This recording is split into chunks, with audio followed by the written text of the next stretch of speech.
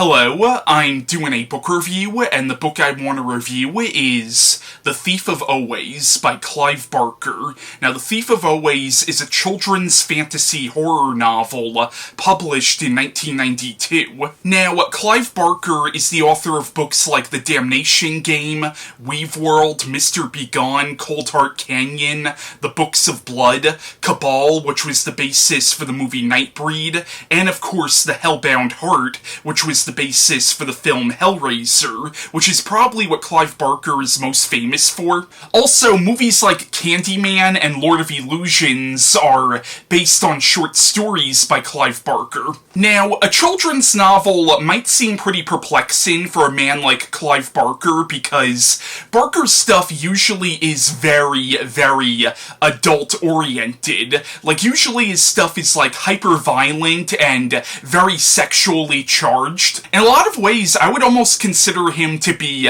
the master of adult fantasy. So it is a little weird seeing a children's story from Clive Barker, but this is definitely a dark children's story. And honestly, I think more work that's written for children should be dark. And even though this is written for children, adults could very much enjoy it as well. Now, the plot of The Thief of Always is it's about this young boy named Harvey Swick who is really bored one day, and all of a sudden a little man named Rictus comes flying through his window, and this little man says, "Oh, you're bored? I'm gonna take you to this magical house built by this man named Mr. Hood for children to have fun." And Harvey reluctantly goes with him, and this house, which is hidden from the outside world, is this magical place where children can have fun and have anything they ever wanted, and pretty much every day there is a holiday.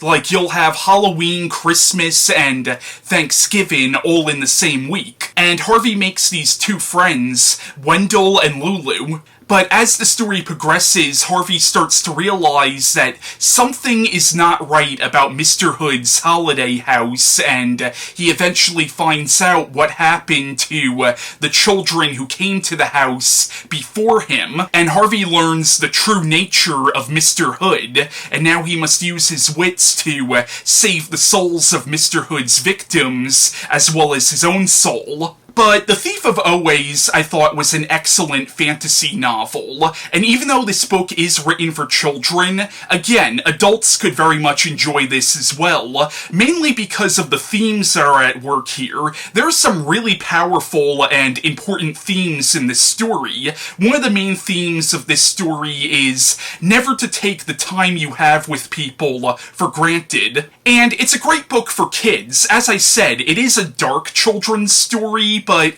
children aren't dumbasses. Like, children can handle certain things, and I think this is a great children's novel. And the villains of this novel are scary. Mr. Hood, and especially his four little helpers, are freaking terrifying characters. And I like how the title of this novel kind of refers to both the hero and the villain of the story.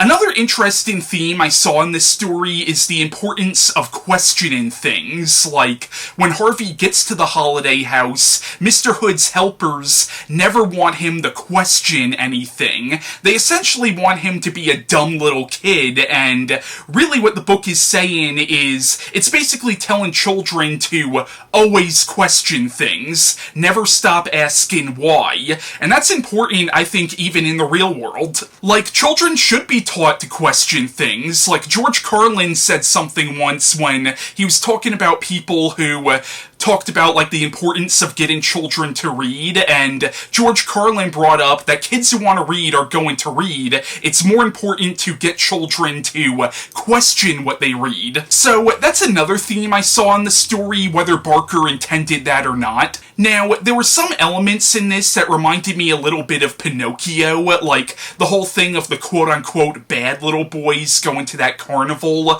where they get to break all the rules, and all of a sudden they turn into into mules. You see something kind of similar to that in this book, only they don't turn into mules. Now, this book was published almost a decade later, but there were some elements in this that reminded me a little bit of Neil Gaiman's Coraline. And it wouldn't surprise me if maybe Neil Gaiman looked to this book when writing Coraline, because I know Neil Gaiman and Clive Barker are friends, or at least they were back when this book was published. Now, there was a comic book adaptation of this book in, I think, 2005 from IDW Publishing, and for years there have been talks of doing a movie based on this book. Like, for a while it was going to be like an animated musical, and then there were talks of doing a live-action version of this. But yeah, that was my review on The Thief of Always by Clive Barker, and bye.